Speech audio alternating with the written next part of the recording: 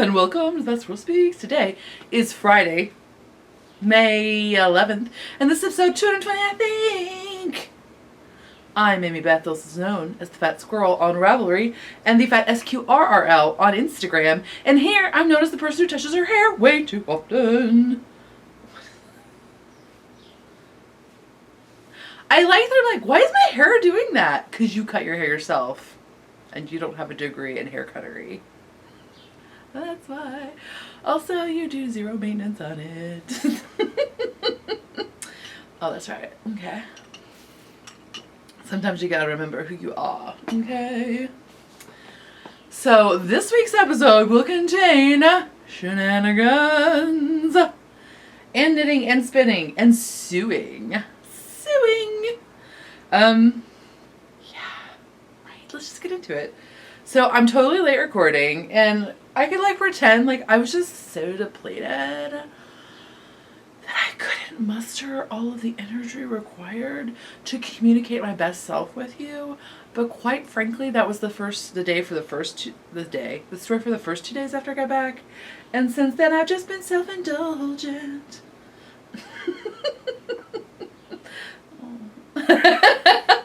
I've been putting up projects for so long that I finally did some, and then I couldn't do anything else at all. That's what I've been doing. In fact, what's that called?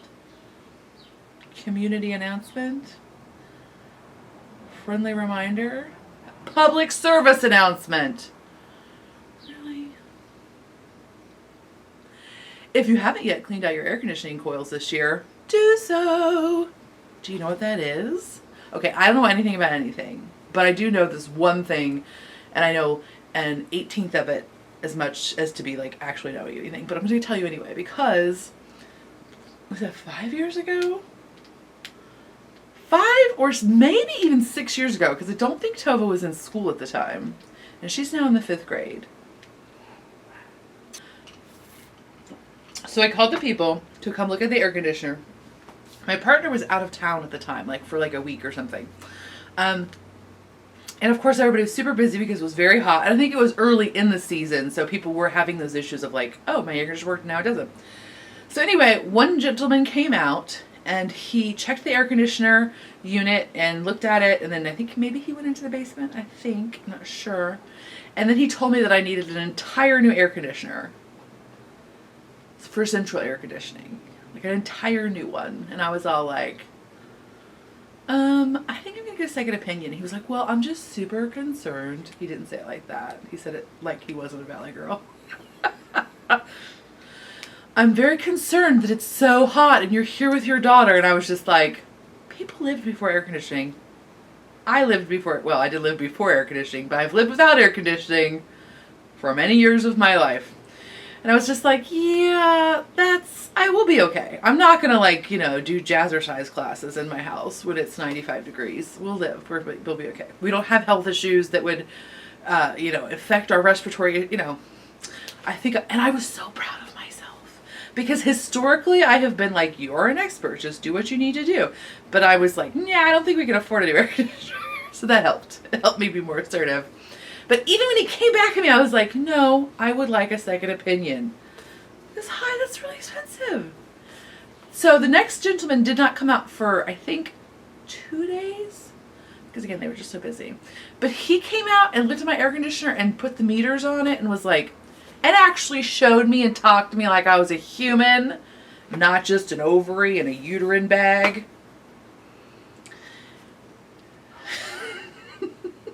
Some days I do feel like I'm just that.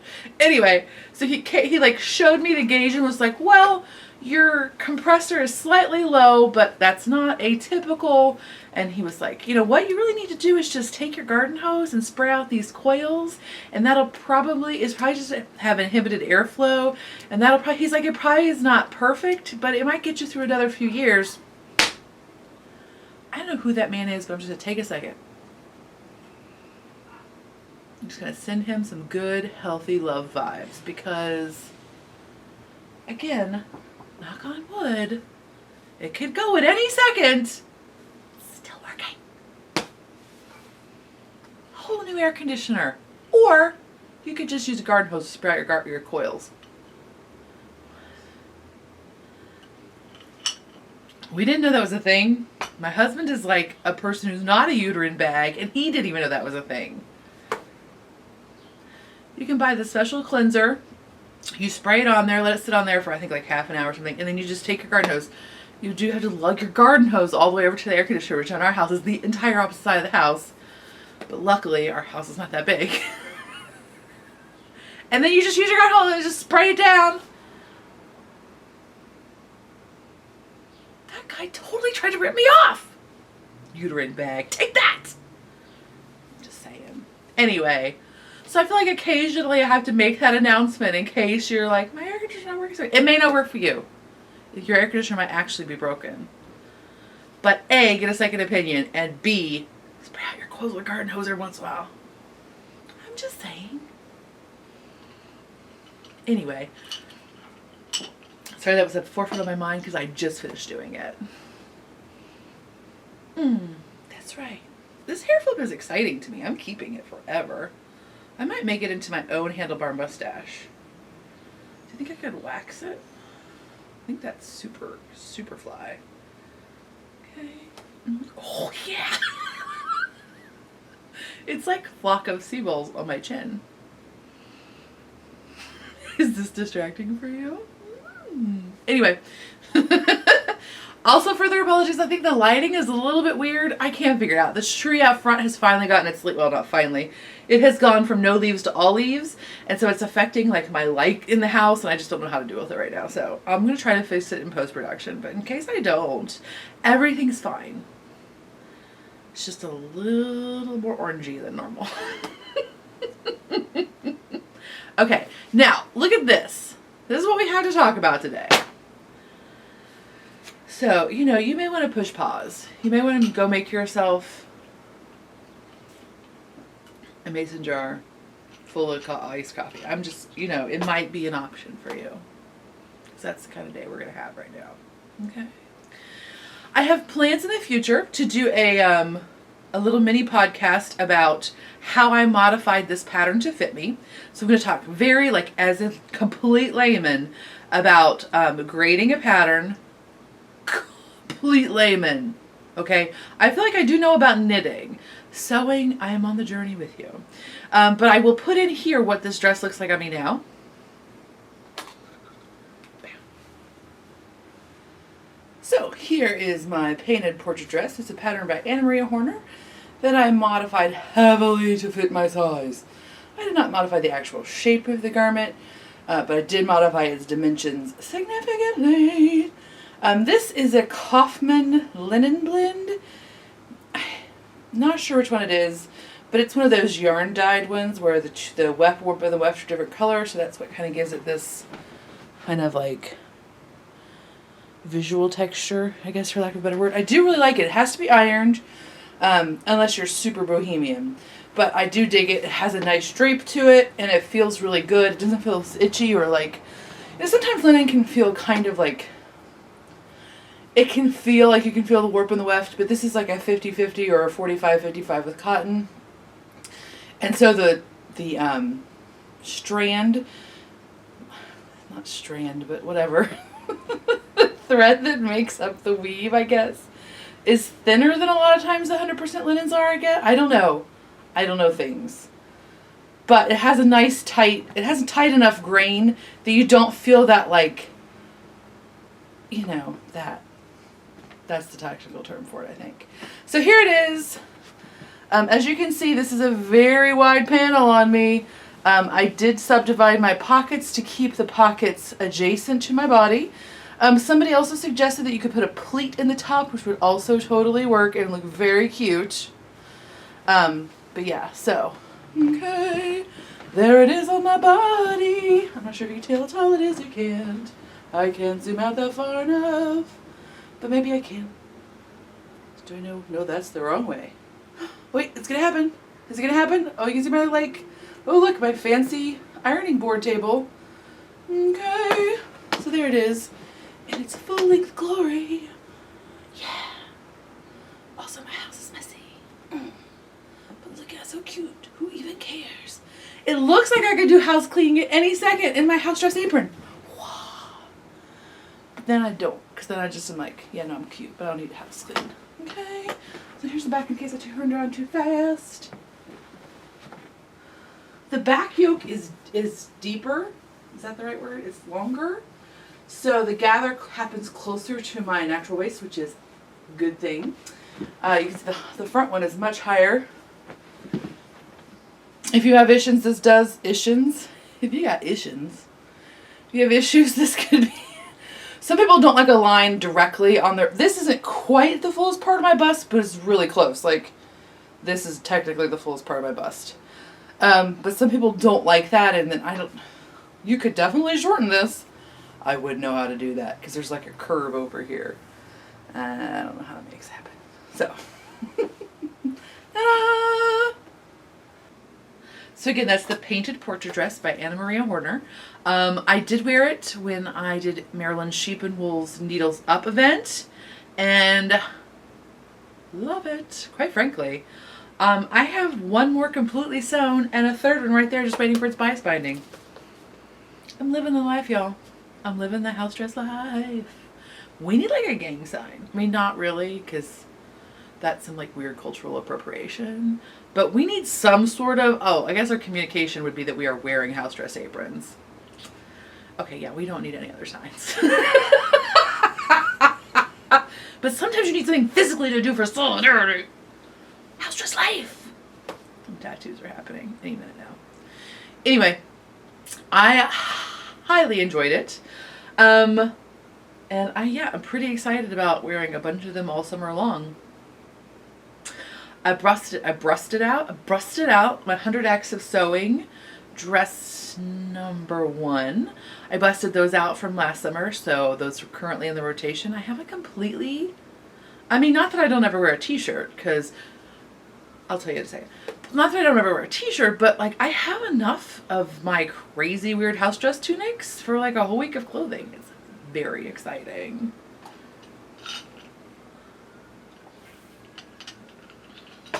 I'm on it. I'm on the board. I'm on board. Pants are next. No, they're not. I need a minute for pants. Give me a second for the top. I mean, my boobs are hard enough to fit, but I got all the junk in my trunk. So, I don't even know what to do with that. It's like a 1987 Crown Vic trunk back there, and that's going to need some pants adaptations. But I'm into it. And I also might have a pattern coming for a shirt dress. Because suddenly I've, like, again, escalating my house dress lifestyle, I suddenly feel the need for a sleeveless shirt dress. I'm living it. Again, I cannot tell you, as a child who was ashamed of her fatness for so long, but especially when I was really young.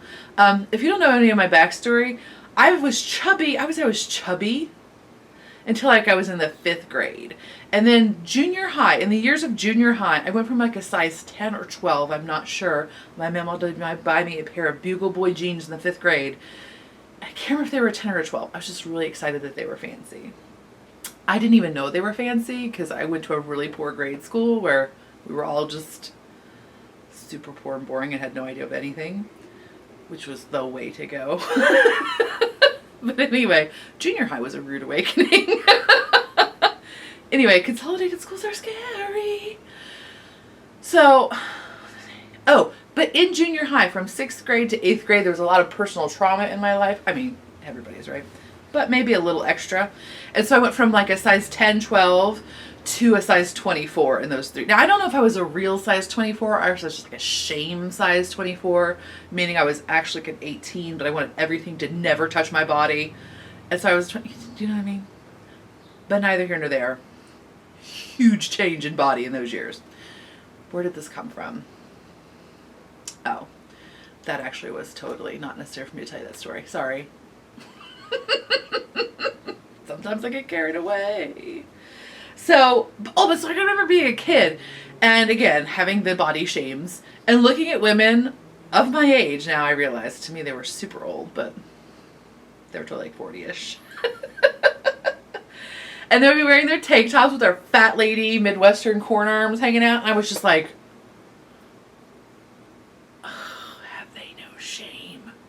You know what? They didn't. And that was not a bad thing.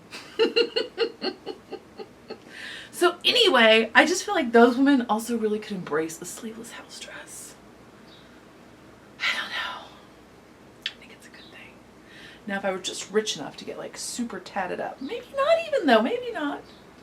I used to forever think I needed to cover my fat lady arms with tattoos. I'm not even in that place anymore. Not that I would turn down a tattoo, but you know what I'm saying. So for example, when I say things like, I'm about to give you a dose of fat lady arm exposure therapy, I'm really not actually hating on myself at all. Sometimes I just feel like I need to interject. We're just going to have a moment together.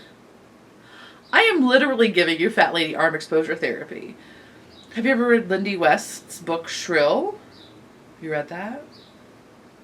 You should read it.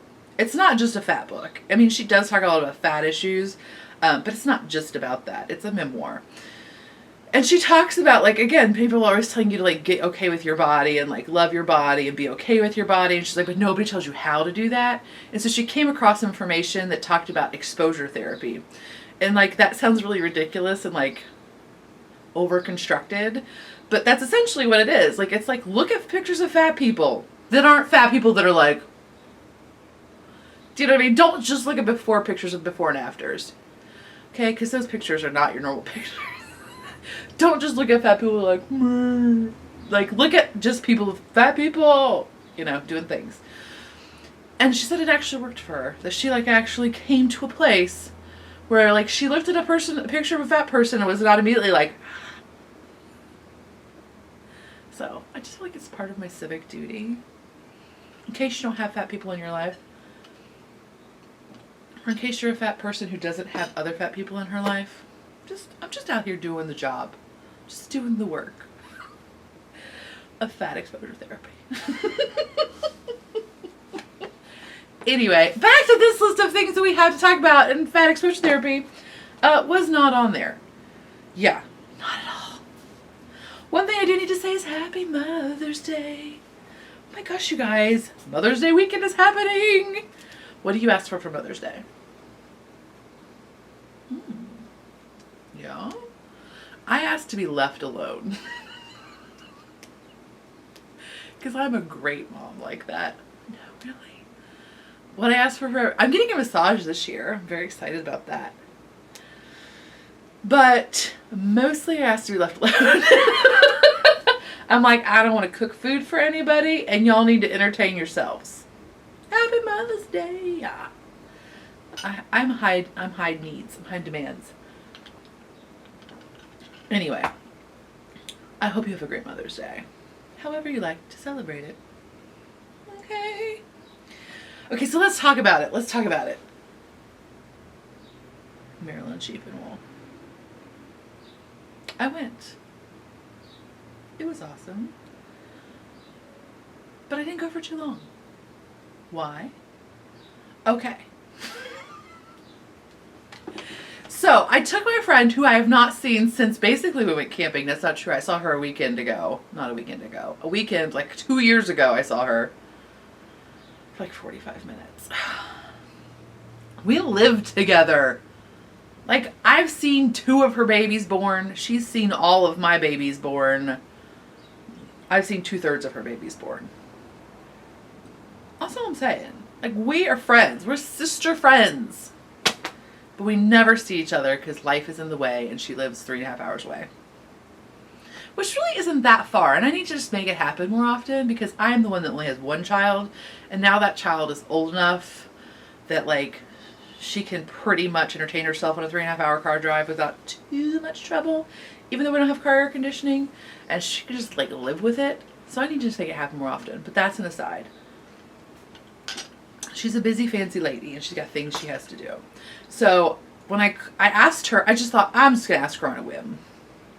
She'll be too busy, but if I don't ask her, and then I find out she could have gone, then I'll be kicking myself. So I asked her this winter if she would be willing to go and be like my booth babe at Needles Up, which is the day before Maryland Sheep and Wool. It's just a pop-up.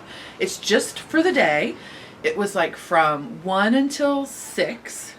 So with setup and breakdown, it's still only like 8 hours-ish.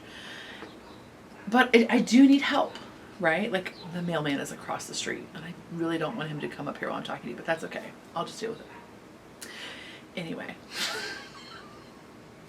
So I sent her the doodly-doodly-doodly, and then she was like, no way, I'm totally going on sabbatical starting May 1st. What? So she totally came with me. What? It's true. She's a fancy Berea librarian professor person. She's an associate professor now. I know fancy people. So anyway, the plan was for, in my head, Maryland sheep and wool was like further south than it actually is. I think in my head it was like maybe even south of DC, even though that's not where Maryland is. We'll talk more about my confusion about US geography in a few moments. But so when I thought, oh, it'll just be like right on the way. It was on the way. Normally it would take me 8.5 hours. And again, perfect time, like no traffic, all that. It normally would take me 8.5 hours to get to Maryland sheep and wool. But I did drive down to Maria, pick her up, and we drove through West Virginia and Maryland. So all told, I was actually in the car for 14 hours on Thursday. I was in the car for 14 hours. I left at 10 a.m. and we made it there at like 12:30 midnight. So, I mean, part of that was like eating food and getting out to urinate places, sanctioned places. And I felt like I needed to clarify that for some reason. And being stuck in random West Virginia traffic. But it was a long haul. Oh my gosh. But okay, so back to me not knowing US geography. What's wrong with me? I totally thought Maryland was just all flat. In my head, West Virginia was going to be hilly, but West Virginia was going to be hilly in the way that like I-80 across Pennsylvania is hilly, which is like you go up and like you do have a little bit, like you kind of go up and then you're kind of like up here, like you're up and down a little bit, but you're kind of plateauy, not plateauy at all. But the greatest elevation is to go up and then you stay up and then you come down out of the mountains. Not so. Western Maryland, Eastern West Virginia. Thank goodness I rented a car. Oh my gosh. That place is crazy. I later found out. By the way, you should maybe also look at the topographical map on your way to someplace. Although I'm glad I didn't, because it might have been scarier. But that's like a rift that's like, it's a rift, right? So it's a continent, like it's a shelf, it's a pulling apart place of the crust. So the mountains are not like generally, like when you push up the mountains, they have more gradual up. When you pull the mountains apart, they like friggin' break. And so the topography is like this. You're constantly going up and down, up and down.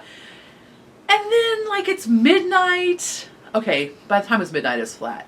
By like around 10:30 when you're getting real punchy because you've now been in a car or traveling for like 12 hours. And like at one point I was driving and I was like, Amanda, are those taillights? There were the taillights up. You can't see. They were up there. Seemingly. And then the moon was super low. Well, not super low, but the moon was relatively low and really big and red that night. And so it really looked like moon taillights, just barely below. And I was already punchy because I'd been in the car too long. And my brain just could not, like I wasn't a dangerous driver. I was very aware of my surround, but like higher functions were not happening. And so my brain just really could not process all that information. And I was just like, where are we? What surreal toll bridge to the moon are we about to go on? I can't afford that toll. I do not have that many quarters in my pocket. They better just send me a bill. What is going on, Western Maryland? It's crazy pants.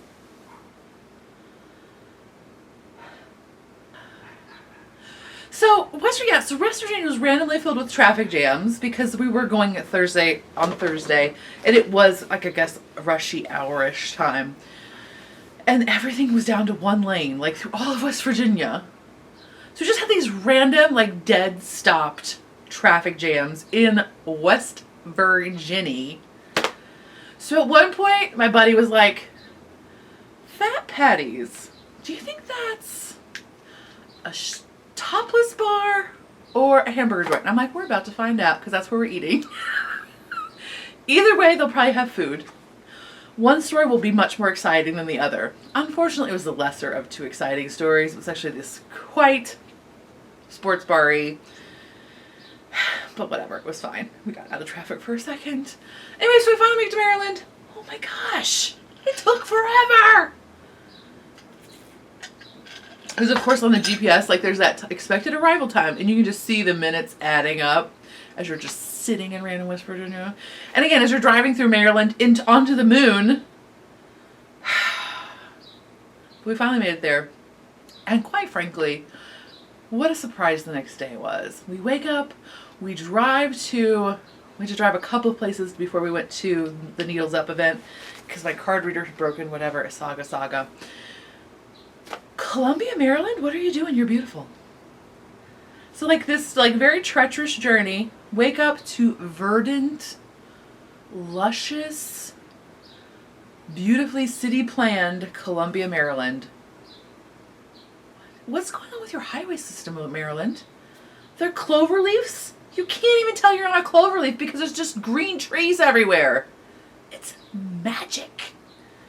I'm telling you what, it is gorgeous. I don't know what it looks like in the winter, but in May, I'm telling you, go to Maryland Sheep and Wool, if nothing else, just because it's really pretty.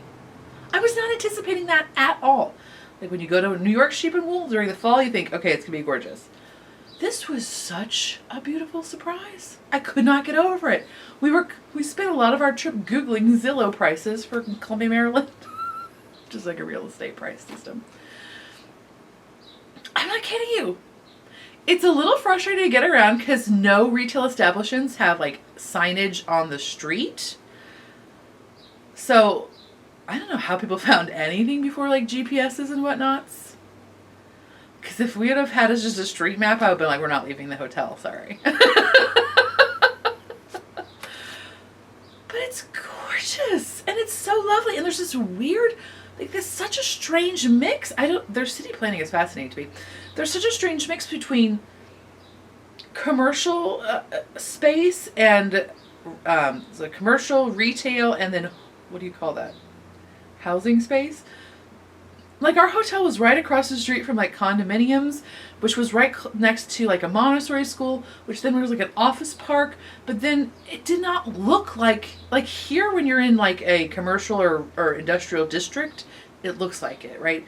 There's not a lot of trees because everyone wants to make sure their signs can be seen. This was gorgeous. Gorgeous. And again, I cannot get over the clover leaves. Again, you get off on the big exit for the highway, and as soon as you pull off the highway, you're just surrounded by trees again. You can't see the other sides of anything. I can imagine if there's traffic jams, it can be a little bit stressful because you can't really tell what's going on. But what the stink, Maryland? Why would it be so gorgeous? So anyway, we do Needles Up. I didn't know what to expect because it's the first year we've done it there in Maryland. Of course, we did Reinbach, New York Sheep and Wool last year, but this is the first year we had done Maryland, and it was amazing. Everybody was, of course, super awesome. My buddy, who is, as I said, is a librarian, was like, at the end of the event, was like, I thought librarians were the nicest people, but I think the knitters win. Don't tell her people she appreciate them, but we're the best. Everybody was super awesome. Some people almost got teared up, which almost made me tear up when I met them. She actually had to leave at least twice to go to the bathroom, which was really just her to go sob somewhere because she got all verklempt. Because there's so much positive energy, it just like overflows in your body. Your body's like, whoa, whoa, whoa. I got so much, I'm going to overflow. Okay, I'm welling. That's what happens. It's amazing. So people were super amazing. People bought lots of bags, people bought lots of soap, people bought lots of yarn, people bought lots of sucre miniatures, people bought lots of fiber. It was amazing. So that was amazing. And then again, some people were so nice and so generous. We had some weird card reader issues, which people were super flexible about, and just, again, with a general sunny disposition on top of it. It was amazing. Absolutely amazing. So that was an amazing experience, but I must confess, by the end of it, I was exhausted. People were like, "We're going to see you at Maryland Sheep Wool tomorrow." I was like, I gotta be honest with you right now, I'm not sure. The driving took way more out of me than I had anticipated. I mean, I've driven to New York Sheep and Wool, which is actually technically a longer drive, even with the random Berea pit stop. But I think that the combination of the stress is not the right word, but it is stress. Like, it's very stressful to prepare for a show. Like, I'm not anybody, this is my job, right? But it is very stressful. There's a lot of like second guessing. Like, I spend the week before going like, oh my gosh, I don't have enough. And then alternately being like, oh my gosh, I have so much, it's going to look ridiculous. You know what I mean? Like, I'm the only person to lay the blame on if things don't go well. Like, there's just all of this weird stuff that happens, right? That is very stressful. Just like anybody's work is stressful. I'm in no way complaining. I'm just acknowledging that. And you don't really realize that, I think, until it's over. And then your body's just like, whoa, we were in adrenaline mode and now we are not. You know what I mean? So as we were loading up the car, we literally, actually before we loaded the car, we decided there was a Thai food place like in the adjacent parking lot. And I was just like, that's where we're eating dinner. I hope you're okay with that. She was like, yes. So we got some Thai food. We take it to the hotel and nibbled that. And it was delicious, by the way. Sometimes you just need some really spicy noodles when you're tired and exhausted, and it was amazing. Okay. Super amazing. So then I did want to go to Maryland Sheep and Wool. And so we went to Maryland Sheep and Wool the next day, and it was amazing. I highly recommend it. I'm not going to say that it's my favorite now. I am not, because I actually did not see enough of the festival to really declare that. However, I have no qualms saying that I like it as much, at least. Again, I did not do as much shopping, so I can't really speak to that. But the sheepiness of it was awesome. Now, Reinbach clearly has, New York Sheep Wool clearly has lots of animals, right? But this had more. Like, I saw breeds of sheep that I had not seen before. Like, I saw black-faced Leicesters, which I had never seen in person before. And the caracoles. I don't know if that's exactly how you say it, but like that Egyptian sheep that was really highly priced for rug wools and things like that. Not that you can't wear it for other things, but. So the caracoles, I'd never seen one of those before. They had a huge variety of sheeps. And it was awesome because my buddy that went with me had never touched a sheep. Not even kidding you. Never touched a sheep. She was like, can I touch it? Will it bite me? I was like, it will totally not bite you. And then I thought, oh my gosh, this is going to be the one time a sheep bites somebody. She's a little germy, like a little bit scaredy germy. She was like, whoa. And she was mystified by how the sheep felt. So exciting. And they had lots of hand sanitizer available for people after they touched a sheep, which I don't remember seeing that in New York Sheep and Wool, but it's not like a high priority for me. So maybe I just didn't notice it. But they had lots of like hand sanitizing and hand washing stations everywhere. So that was super awesome. And then we got to see, so then we went through the main exhibition hall, which is kind of like the biggest vendor barn. And I knew I wanted to look up Bosworth. But we also really wanted to see the sheep shearing demonstration, which started at 11. So we just kind of walked through it, trying to figure out where that was. I didn't realize it was on the outside of the barn. So anyways, we watched the sheep shearing. It was the best sheep shearing demonstration I have ever seen. Okay, I've only seen like 3 sheep shearing demonstrations. It was better than all 3 of those other ones put together. I kid you not. And there were lady shearers. So many girl crushes. I can't say girl crushes. So many lady crushes. They were so cute. They were so awesome. So the way it worked out is one woman did the shearing while the other woman did the talking. And she was so informative, so generous with her knowledge, so poised, yet interesting and entertaining. It was as I said, it was the best. So we sat out on the lawn and watched the shearing. And I kept hoping people would ask questions because I wanted to keep going because it was so interesting. What did I learn? I learned so many things. But one of the things I learned that I did not know before, and there was more than one thing, but this is one thing that comes to mind. So I'll share with you because I don't think it's proprietary. She was talking about like what makes it harder to shear a sheep. And there are certain things like just physical characteristics of the sheep that are just there. You can't help. But she's talking about that they actually want the sheep to be hungry when they shear them, because if they're eating grass or whatever, it's a very hot fermenter. So, because sheep are fermenting digesters, right? They have lots of dudes in their bellies to help them digest their food, which we do too, but theirs to a greater extent. So she was talking about if they have sheep, if they eat, they get really super gassy and bloated and their bellies get hot, and it gets very uncomfortable for them to sit in that, like, you know, the shearing position, which is just like the spineless, like hunched position. I didn't know that.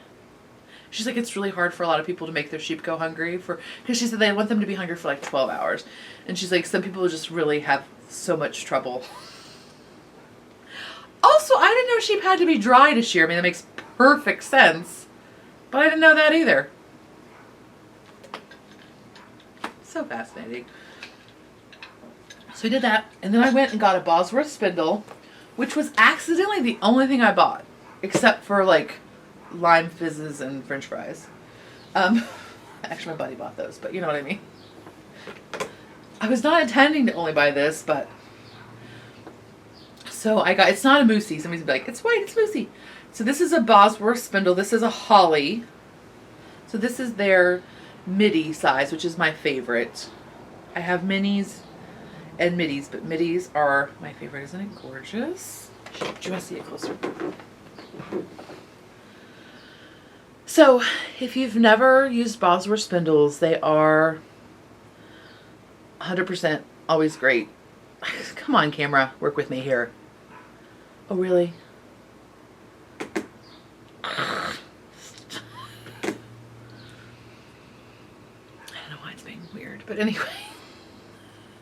They are always wonderful, and I highly recommend them if you've never. They are hard to purchase unless you can purchase them in person. Like, I'm not gonna lie to you. There's not like a add this to your cart and purchase, like email people, and like it's not ideal. So I feel like when I go someplace, I like to buy one because it's also kind of a good memento, right? Like, I'm gonna remember that I bought this one at my first ever Maryland sheep and wool.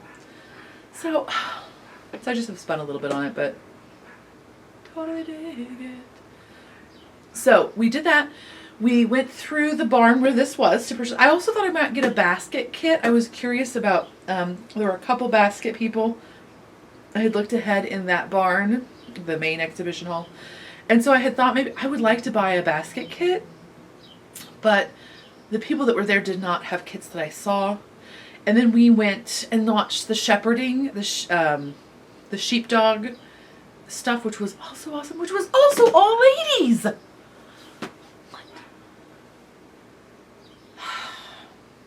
don't know, Maryland. You're getting me, Maryland. You're winning me over. I know that's not what you were trying to do. Without trying. I am pro you, Maryland. So they had all ladies doing the shepherding, the sheepdog stuff, which was super cool. And there were even multi-generational ladies. There was like one young lady whom I don't know how old she was, but anyway, there was one one young person, Andrea, and then two older ladies. And so that was fascinating, and that was really cool because my friend had never seen anything like that. And it was so cute because one of the sheepdogs, well, I'm sure all the sheepdogs, but some of them respond to different things. Like some of them are whistles, some of them are voice activated. But anyway, the primary woman who's doing the announcing and whatnot, her dog was a voice activated dog. And so as she was giving directions, it actually could not understand her voice when her voice was mic'd, because she had like a little portable mic system on. The dog could not understand her amplified voice, so every time she wanted to do something, she'd have to turn off her mic and speak to the dog. Which I don't know why that struck me as so charming, but it did. I loved it. Dog had no idea what she'd call the dog, and the dog would just completely ignore her when she was amplified. I love it. So cool. So we did that, and by the time I said we ate somewhere in between those two things, I don't think I did, but we did. We ate in between those two things. Usually when I'm at a festival, I don't even eat because I'm like, no, I must consume this festival and it will sustain me. But this time, so by the time I did that, and then I was like trying to walk by, and I was like, oh, okay, well maybe we'll go into the fleece barn because I can just show you. Since you've never touched a sheep before, I can show you the fleeces. And then it occurred to me as we were getting closer and closer to the fleece barn that I should not go into the fleece barn. So luckily, somebody stopped me and talked to me, and it kind of like distracted me enough that I forgot that that's where we were going or something. And so thank goodness I did not even go in the barn, because that's how you don't buy a fleece, right? It's to just not go in the barn. That's the only way I have successfully ever not bought a fleece at Reinbach, was to not go in the barn. That worked here too. That's my pro tip. If you don't want to buy a fleece, don't go in the barn, because that's the only way you're going to get out of there. Okay. But anyway, after we did that, my feet were so sore because I think because I'd been in the car for so long. And then Needles Up was like 90 degrees that day, so lugging and doing all that stuff when my body had no temperature acclimation, because it was not that warm at home at all. My feet were like, oh my God. My feet were just swollen enough. They weren't like disfiguringly swollen, but they were just swollen enough that my shoes that I was wearing just Chacos, but they have a slight surface texture. And when my feet are swollen, it feels like I'm walking on hot waffle irons. Like, it's like not even exaggeration. It's very painful. I don't normally like to admit those things because I feel like that's a weird fat lady shame thing, but whatever. A, I am. B, other people's feet swell too, so anyway, so like that combined with like just being kind of exhausted and worn out anyway, and then the feet again, because that was like at least two parts of this equation. And then the third part was that like I was a uterine bag that day, and so like my uterus was really acting up. It seems like the older I get, she just can sense. She senses that her time is at an end, and she, you know, again, just like throws out extra hate from not letting me like make her fulfill her duties or whatever. She's like, my biological imperative! And then she yells and shakes. I'm like, dude, settle. But she does not listen to me. I'm not the boss of my uterus, but sometimes I kind of wish I were. Anyway, so she was acting up. So between like my waffle iron feet and the uterine rodeo, I was just like, I think I need to be done. So even though I loved it and enjoyed it so much, I would have really liked to keep looking around at things. I just was like, you know what? Let's end this on a good note. I don't want to have to be airlifted out of this place because I just needed to look at one more thing. Do you know what I mean? So I received some beautiful yarn gifts, which I will show you as I knit them up, because I have plans for all of them thus far. So I'm looking forward to doing that. But yeah, that was Maryland sheep and wool. And then on the drive home, oh my gosh, we got to see how beautiful Western Maryland truly was, because we were driving through it in the light and the fog. I could have done a little bit without the fog. The fog was a little intense. So as you can imagine, when you're going up and down those ridiculous like fault line hills, and then there's like you're driving into the clouds on these top ones. I'm not accustomed to driving in the fog, and it's a little stressful. So there was that. But other than that, it was very pleasant. West Virginia was very well behaved. There was no traffic jams on the way home. The fog slowed me down a little bit, but it was gorgeous. We just, again, like every 20 minutes we'd be like, this is ridiculous. And Amanda would be like, right? Try not to say anything because I don't want to be a broken record, but this is ridiculous. It was gorgeous. So I highly recommended I recommend Route 68, Western Maryland. I'm like, let's go camping there, honey. He's like, babe, it's still like 7 hours away. I'm like, ah! That's fine. So I'm having grand fantasies about camping there next year. Maybe even solo. I don't know. I've never camped solo before. But I'm having this fantasy of drinking a cup of coffee outside my tent flap. I don't know. Yeah, okay, so after Maryland shipping, well, after we came home and ate a burrito, Chipotle. So I know that the burrito that goes around the Chipotle burrito has a lot of empty calories, right? Like, it's white flour. It's basically Wonder Bread for your burrito. So I never get it. I always get the burrito bowl. But I've been having this suspicion that actually the burrito is tastier than the burrito bowl. Not because of the burrito itself, because again, it's white bread, but because of the compression that the wrapper creates. And I think I was proven correctly. Correctly? Whatever. I think I was proven correct. We totally got burritos, because I was like, I'm on vacation. I got waffle iron feet. I need a burrito. So I got burritos instead of burrito bowls. Does anybody else agree with me? Am I alone? My friend agreed with me, but it might just because she was like in my vicinity and was just like, oh, I'm exhausted by you. Yes, okay. Is the compression of the burrito so much tastier than burrito bowl? It's literally the same ingredients. Plus a tortilla, which is basically nothing. And yet, is that why everybody likes Spanx? Is it not because it makes you smoother, but because it adds more flavor to your life, because it's compression? I think that's a lie. Because I've worn a Spanx. It definitely added more flavor to my body. But I don't think in a good way. Oh, it's a string theory. It's a universal theory of compression. What? What's going on with you, burrito? So, I don't know. What do you think? I think that's a thing. Universal compression theory. Is that what the name of this podcast is? I'm sure there's better words. Uterine sac. That's also a good one. Anyway. So we had I don't know, that was an aside. But after we were rejuvenated by the burrito, my buddy was like, yeah, did you know the Poe's gravesite was in Baltimore? And I was like, no, I did not know that. No, I did not know that. She's like, we should go see it. It closes at 6. It's like 5 o'clock. And I'm like, by the way, historically in our relationship, she is the doer of things and I am the tagger alonger. So luckily she's the motivator.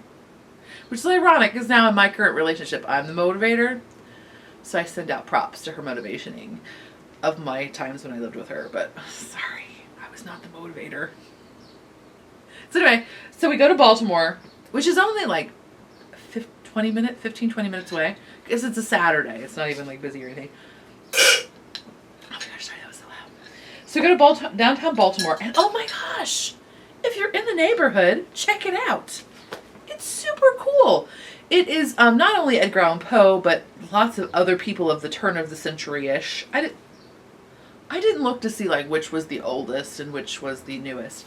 But actually what had happened is this graveyard has like a lot of like above ground, like, I wouldn't necessarily, I mean, I guess they're mausoleums, but I wouldn't normally consider them mausoleums. Because I think of a mausoleum as like a freestanding, I mean, there were some of those, but there are also just these kind of strange raised graves, which kind of remind me of like Louisiana or something.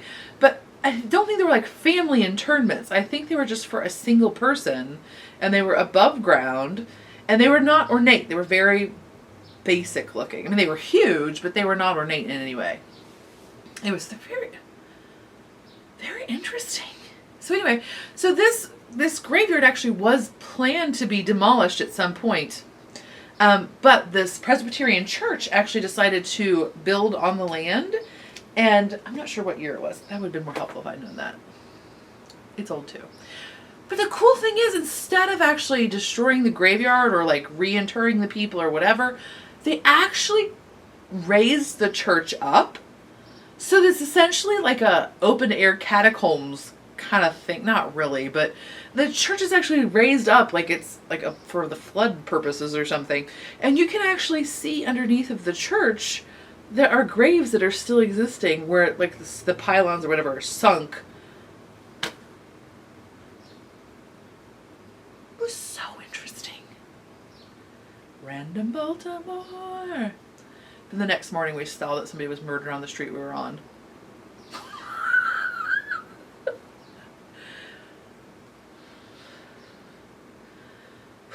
That's crazy. But anyway, so cool and interesting and weird. So if you're ever in Baltimore and you feel like you want to go see Poe's grave, and it's before 6 p.m. because they lock the gates, then go check it out. It was very interesting. And it was actually quite, I mean, it was quite a large area. I figured it would just be like one mausoleum or something. No, it was actually quite a big area. It was very cool. And it had all these like crazy drainage paths. I don't know how to, I just really, it was awesome. I am not Rick Steves, but I do recommend it. Okay, so got that.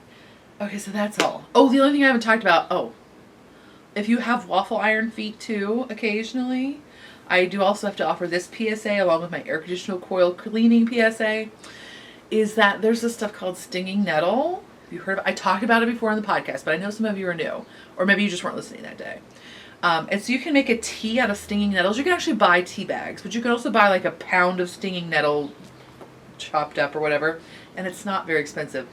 And I do not go through more than a pound a year. And so you just take like an ounce of this and put it either in a quart mason jar or a half-gallon mason jar. And then you pour boiling water on it, let it steep. Usually I let it steep all day or what, just let it steep forever. All day is good. All night is also good. And then you just pour it through a strainer. I mean, you don't have to, but there's a lot of grass in that after you done. And it's about this color. It's slightly browner than this color, but when you get done straining it, it's a browner shade of this color. In fact, if I ever start dyeing again, I'm gonna totally make foot tonic colorway because it needs to be done. So if you have, it's a diuretic, but it's not very strong. So I guess I should also say, I am not a physician. I am not an herbalist. If you are on other diuretics or medicines that are contraindicated with diuretics, talk to your physician. All of those things that say that I'm not an expert and I don't know what I'm talking about, but I am not on any other medications and it does help me.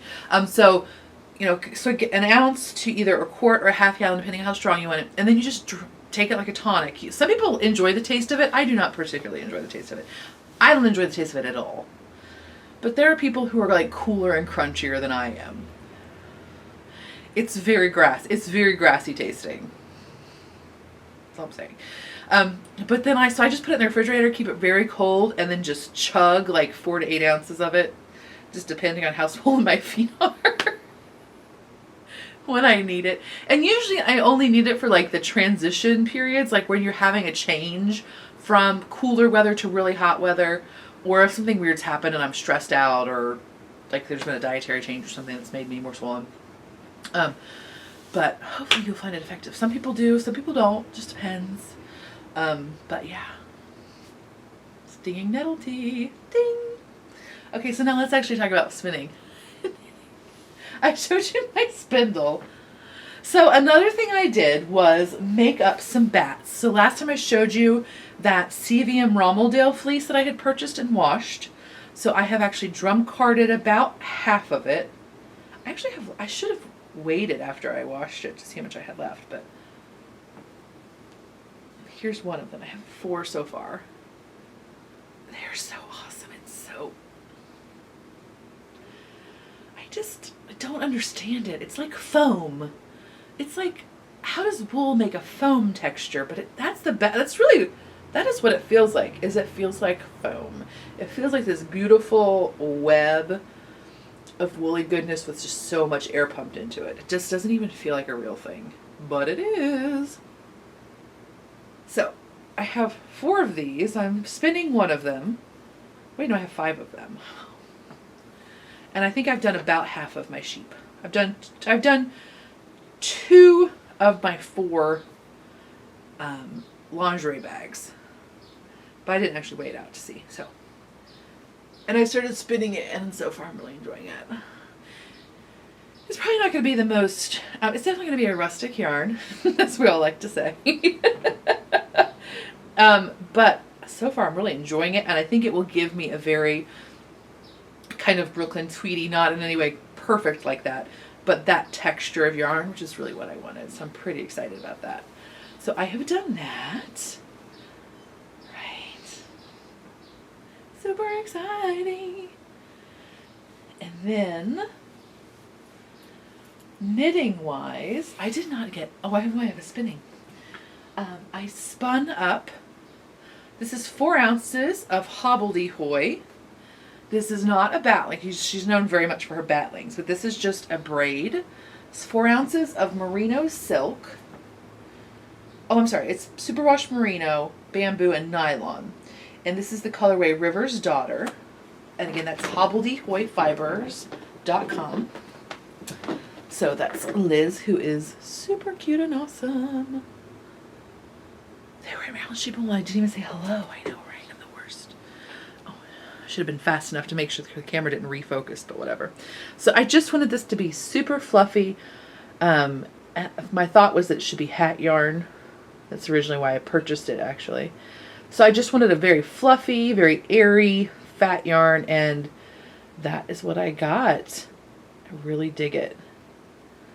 So it's definitely all over the place consistency-wise. I'm not a real consistent spinner. It's not a huge priority for me. But, right, I dig it. And I don't usually like to spin merino. It's just usually not my favorite. It seems like people are either in a merino camp or a Polworth camp. And I'm generally in the Polworth camp. That's not universally true, but it does seem to kind of seem like that. But I did enjoy this. I don't know if it was helped that it had the nylon in it, if it helped to kind of make I don't know, but I did enjoy it. But there were definitely certain times where it slipped out of my hand and I lost it, which I don't usually do that often, but merino is definitely that way for me. So anyway, it's super fluffy and it's beautiful colors, of course, because Liz has a lovely color sense. And it's about 150 to 180 yards. Oh, definitely a bulkier one, but it's very beautiful. Yay! So there's that. I'm not tied it yet. I have a little bit more finished on my Knit Spin Farm self-striping socks. Sorry, I wanted to go get the tag for my Knit Spin Farm socks because I did not properly introduce them last time. This is her Tarhi fingering base. She has a fingering and a sport weight in the Tarhi base, both of which I highly recommend. And this one is superwash, 90% superwash Tarhi, 10% nylon. It's 466 yards. Now, typically a 466 yard superwash merino nylon is a little thin for me for socks. But the Tarhi is definitely an airier and you get more length for the weight. So, that's not really what I mean. A 466 yard skein of superwash Tarhi has a bigger overall yarn circumference, I think, than the merino. Or maybe it just doesn't compress as easily. But it's a less dense yarn to my mind, and so I don't seem to have trouble knitting it. Whereas to get that long, that 466 yard skein of superwash merino nylon, I almost have to go down to like 000. I didn't like to say it, right? But, so I really like this one, and if you are hesitant about thinner yarns, she does have a sport weight, but even this fingering weight is a nice fingering weight. And this colorway is called You're So Rad-ish. And thin stripes of black Spanish, Ysolda, Easter egg, and thick stripes of cherry bell and French breakfast radishes. So definitely did not give you all of the radish names last time, and for that I apologize. But here is my sock so far. I don't have my heel in it yet. And so it's just a straight up, toe up, straight up, toe up. Afterthought heel sock. I do put waist yarn in, just because if you cut it, I don't have trouble cutting it, but it's like another 2 ends to weave in. But look at how stinking cute that is, y'all. Are you excited about this sock yarn? Because I am. Look at how cute it is. I'm not a pink person at all. I love this sock yarn, y'all. So I finished one, and then I have a toe of another. Did I mention to you that I knit 0 stitches from the Thursday before Maryland Sheep and Wool till the Monday after? Did I mention to you that I knit 0 stitches? I did knit 0 stitches. I have the toe of this one. So there's that. And those are on, these are on double zeros, which I am highly liking. Highly enjoying. Whatever. They're good. And those are the Chalgu double zeros, which are newer. But I'm enjoying them quite a lot. Yay! I don't know, I'm just holding needles for you to see, but I have moments. So that is something I've been knitting on. I've also been knitting further on. I have this sweater in progress for a friend that is a abalone, but modified to have sleeves. I don't know what I was thinking. Clearly I was crazy. So I'm knitting that with KnitPicks Stroll held double. And this is, I think, I can never remember. I always want to say it's Jackrabbit, but it's not. It's like Basalt or something. Yeah, Basalt Heather colorway. So again, it's the fingering weight held double. And I have a sweater, a sleeve, and I'm past the sleeve clap, so now I'm into the sleeve of this side. So luckily I'll be done with it just in time for it to be 100 degrees here, which is super awesome, because I definitely did not start on this in like November. It's really stressful to knit a sweater for somebody else. It had to keep going in hibernation while I waited to see her again to see if it would fit. It just seems so tiny because I'm such a big lady that I'm like, this is for a toy. And she's not a toy, it'll never fit. And then it fits. I'm like, okay, whatever. So I've not actually tried it on her since I did the sleeve, but Tova did try it on and say, well, if she doesn't fit her, I'll take it. I was like, okay. Good to have a backup plan. And so then the very last thing I will show you is a new project for me. I cast on the Ishnana, I'm sure I'm saying that incorrectly, by Ysolda Teague. And so it has 2 options for sleeve length. You can do full sleeve or elbow length. And it has both versions have this big back cable. By the way, it is graded for size. So there is 2 size options for that back cable, smaller and larger. And then you have 2 options for the front. You can either have the cable thing, a very small portion of the cable pattern along the button band, or you can have a plainer button band that's at the top with this lace work, which also mimics some open work that's in the cable pattern. It's a lot of me talking, I know, right? So I think what I'm going to do is the elbow length with the lace pattern at the top.